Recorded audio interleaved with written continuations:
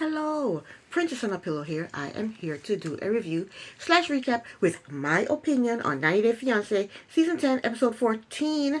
It's titled From This Day Forward. You know I can't stand these stupid titles. I have to go fast because my phone will cut off on me. So here we go. First up is Sophie and Rob. Sophie and her mother are in an Uber on their way to the mother's hotel. And the mother is trying to talk Sophie into dumping Rob. Sophie is in love, mother. She is not trying to hear it. What the mother doesn't realize is that you can't talk somebody out of falling in love with somebody. You know, you can't talk somebody out of being in love with somebody, okay? Sophie has to be the one to realize that Rob is not the one, the two, or the three. She has to be the one to realize that. Let's just hope that she don't waste her good years on Rob. So the mother and Sophie, they go out to eat, go out to lunch, and Rob is scared to death that the mother is going to talk Sophie out of marrying him. So he sends her a picture or video of a car talking about, oh, this could be ours. She don't want no car. She wants an apartment with a bathroom, okay?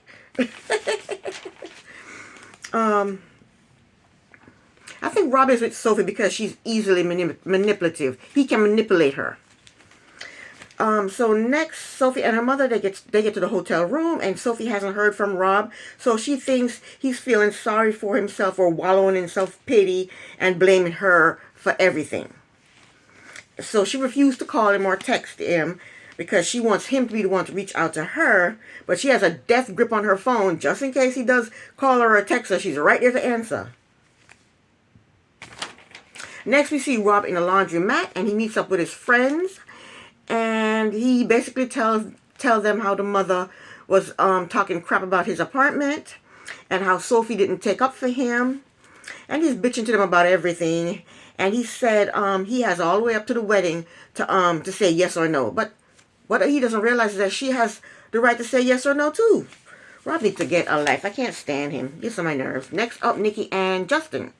They're on their way to go horseback riding, and they're in the car arguing. Why would you want to be in a relationship when 90% of the time you're arguing? Who would want to live like that? They argue more than they do anything else. I'm sick of them. He needs to tell her that the thought of having sex with her grosses him out. That's what he needs to tell her. But Justin is going off on Nikki. He's taking his friend's advice to be the man in the relationship. So he told her that she needs to learn how to be in a healthy relationship. He told her that she doesn't know how to be in a relationship face to face. She only knows how to be in a virtual relationship. He told her that she is selfish and she only thinks of herself. So she's crying and she's yelling at him, and these two are a hot mess. And Nikki needs to find someone who accepts her for her. That's what she needs, you know? So they get to the place where they're doing the horseback riding, and they decide to be nice to each other while horseback riding. So the horseback riding went well. Afterwards, they talk to each other without getting upset for once. They're telling each other how much they love each other. And in her confessional, she said he is her soulmate and her perfect match. A man who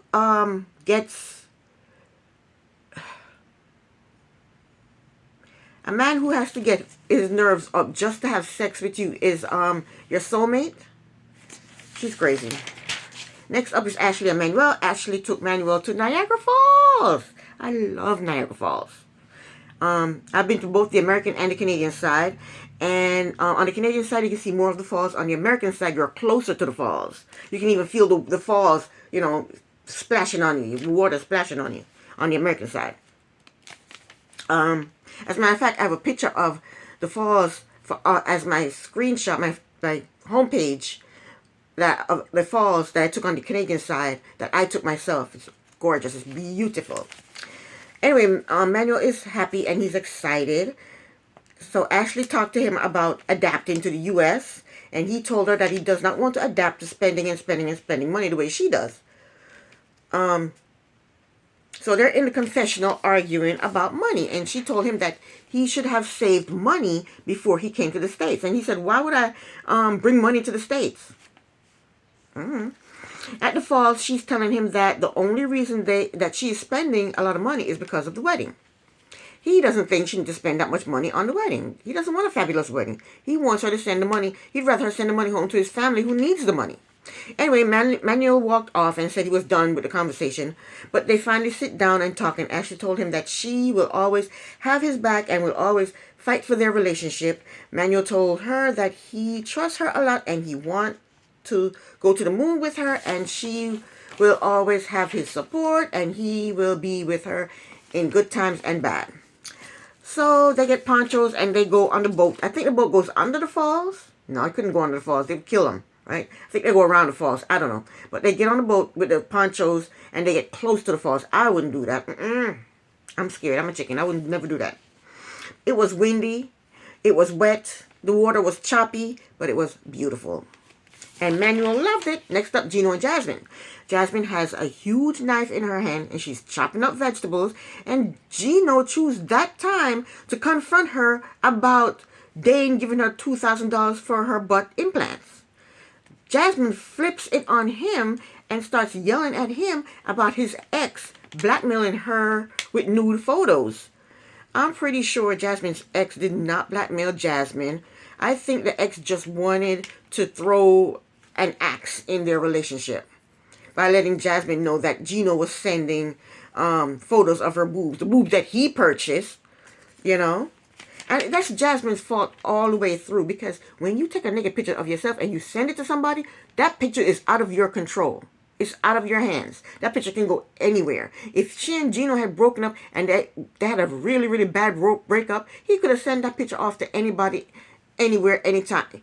Once you take a naked picture and you send it out there into the universe, forget it.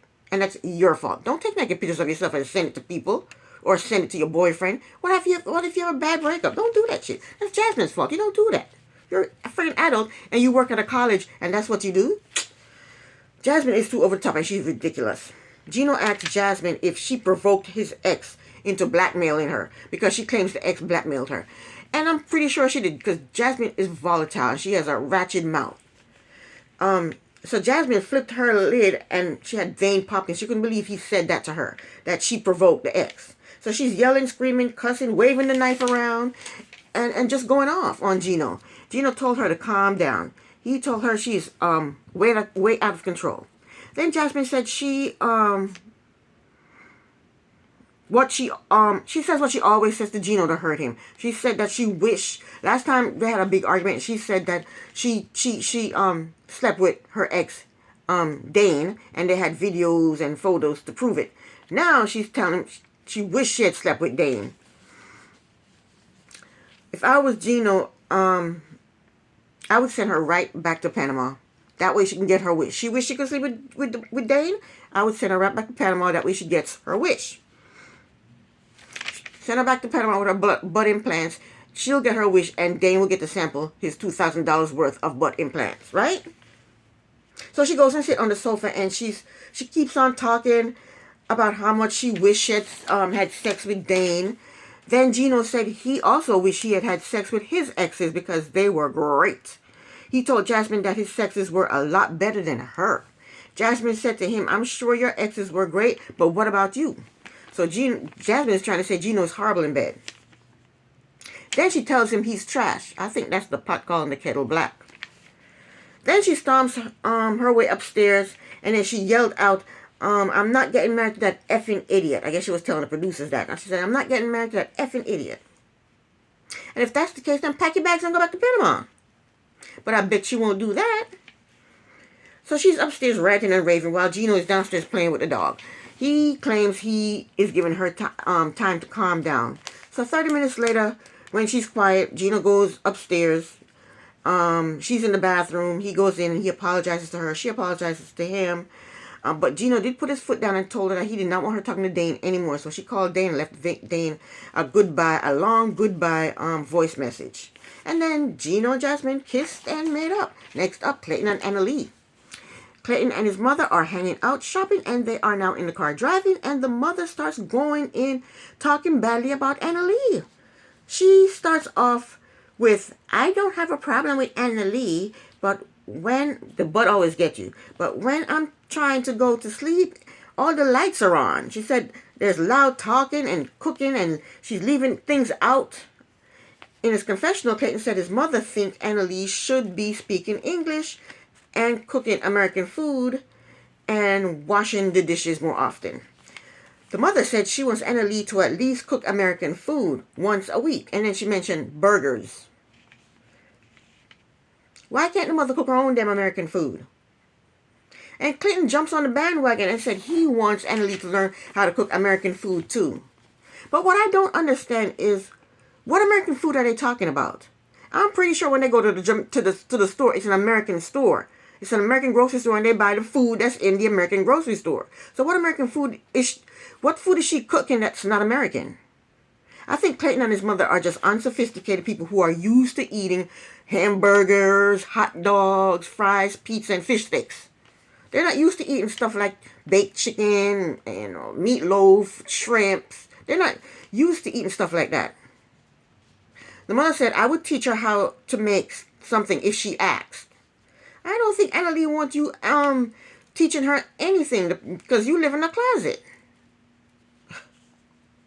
Then the mother had the nerve to say she wants to make sure Clayton is taken care of. So let me get this straight. The mother wants Anna Lee to take care of Clayton so that Clayton can take care of her. And the way Anna Lee can take care of Clayton is by feeding him hamburgers. Anyway, Clayton and his mother, they start to disagree with each other. Clayton told her that she is defensive about everything. He told her that she thinks everyone is out to get her, and she assumes that everybody is talking about her all the time. The mother said if she had a place to go, she would leave. But what is she doing about getting her own place? Is she doing anything about getting her own place? If she really wanted her own place, she could have her own place. She is a hoarder. She is renting storage that has crap in it that she hasn't used in over decades. Instead of having that storage, what she can do is get rid of all that crap and use the money that she's paying in the storage to get an apartment. To go towards getting an apartment at least. Or a studio, or rent a room or something. I just don't understand Clayton's mother. I think she's a squatter and a hoarder. That's what she is. I don't understand why she's living the way she is. She's living. And now she has the nerve to complain about Anna Lee won't speak English and won't cook burgers. How long does she plan on staying in that closet? Forever and ever and ever? I don't understand. She told Clayton that she has a feeling that he's trying to push her out or put her out. And Clayton told her that he is not trying to kick her out. In his confessional, he did say she needs to get her own place as soon as possible. But he needs to make that happen. She's not going to make that happen. He needs to make that happen. Next, Clayton and Anna Lee are in their room and they're disagreeing about things that they have to do for the wedding. Like getting an officiant, getting her makeup, getting somebody to do her hair and makeup. And Anna Lee's annoyed because the wedding is in, 2 days or 3 days, and Clayton has not gotten anything done yet. The mother is in the kitchen and she's eavesdropping. She's listening to everything that they're saying, and even though she can't understand Spanish, she says to the camera that she hears them arguing in Spanish all the time. She claims she's nervous for Clayton. Like Anna Lee's going to do something to Clayton. She ain't going to do nothing to Clayton. So then Clayton goes and talk to his mother about Anna Lee. Clayton tells the mother that Anna Lee's not happy with him. He said since she can't speak English, he and his sister are the only ones planning the wedding. The mother said, I don't think she has a desire to learn English. And I do agree with the mother, though. Anna Lee do need to learn how to speak English. I mean, she has nothing else to do. Learn English. In her confessional, Anna Lee said that she can understand some of what they're saying about her. She said, she said she can understand some of the things that they were saying about her. So Anna Lee goes into the room and she said good morning to both of them. And then Clayton leaned over and puckers up to get a kiss after he was just talking shit about her to the mother. But she pulled back and she said, she told him that she wasn't in the mood. Then he turns around and gives his mother a look like, you see how she treat me? He's trying to play them against each other. So Annalie told Clayton that she understood some of what he was saying. And Clayton told her that he was saying that if if you spoke English, you could help me make calls for the wedding. So they're disagreeing back and forth. And she told him that she is constantly asking him if they have all this and if they have this and if they have that for the wedding. But he wants to wait till the last minute to do things. In his confessional, he said, she's always blaming me for everything. Next, Annalie and Clayton, they pack up the car with the guinea pigs to go. They're going to drive from Kentucky to Indiana. And Annalie is still not happy that Clayton was discussing her with his mother. So on the drive, she asked him what was he saying to his mother. He already told her. He said they were saying she wished she spoke English so she could help with the wedding. Annalie said in her confessional that if the mother was in her place, she wouldn't be able to speak a bit of Spanish. But that's not the point. The point is Annalie should have been speaking. She should have been trying to learn to speak English before she even got to the States. She's been here for what, 3 months now? She barely know any English? She ought to be ashamed of herself. Anyway, so they get to Indiana and they rented a nice house with an indoor pool. But I don't understand. Clayton can afford to apply for a visa to get Annalie to the States, right? He can fly her over here to the States, pay to fly her over here to the States. He paid for them to stay in a hotel room. He paid for them a round-trip ticket, both of them a round-trip ticket to California. He paid for them to stay for a few days in an Airbnb, and now he's renting this nice house in Indiana with an indoor pool, but he can't afford to rent a 2-bedroom apartment so that his mother can have a bedroom. Anyway, his no-nonsense sister comes over and she told him that she could not find a llama. She thought it was absurd for them to want a llama. And she tried, but she couldn't find one. She asked them what kind of decorations they have. They said plates and flowers. You gonna use plates for decorations? I don't know. They should just go to the courthouse and get married. This is great. This is ridiculous. Then the sister asked Clayton if he got an officiant. He said no. He said I can find one anywhere. And she's afraid that he's going to ask her to be the officiant. She said if he asks her, she's going to hide, run, pretend she has diarrhea, so she don't want to be no officiant. But Annalie's main concern is the bachelorette party. All she asked the sister was if she, planned the bachelorette party. And the sister said, yeah, I'm going to invite a couple of friends over. We're going to have a snack by the fire and watch a movie. And then, she said to the camera that Annalie's going to be surprised at her bachelorette party. And she has such a poker face. I believe that she was really going to sit by the fire, watch a movie, and have snacks. But she said that, she said to the camera that they're having a stripper that takes off everything but his socks. And that's something Clayton will not approve of. And that was that for Annalie and Sam. Last but not least, Citra and Sam. Sam took Citra's sister and father to his house to meet his father. I heard a rumor that Sam's brother was dating one of Citra's sister. Anyway, he shows them around the house. Citra must have cleaned up because the house looked clean. It would look better than it did before when Citra first came. She must have cleaned the house, cleaned his car, and cooked. And she's better than me because I wouldn't have done none of that. I'm not cleaning up anybody's mess. If you clean up somebody's mess once, they're going to keep expecting you to clean up their mess. She shouldn't have cleaned it up. She should have let him do it. And so they sit down to eat and talk. And they talk about the 30-hour flight from, where are they from? Indonesia? And then they were eating food, American fried chicken and mashed potatoes, and they were talking about how bland the food is and how unhealthy the food is. Sam's father basically tells them that Citra is good for Sam, and Sam is finally maturing. Sam's father, for some reason, asked Citra's father if marijuana was legal in Indonesia. And I think they must have edited this scene because that came out of nowhere, Citra's father said that it's dangerous to legalize marijuana, and I agree.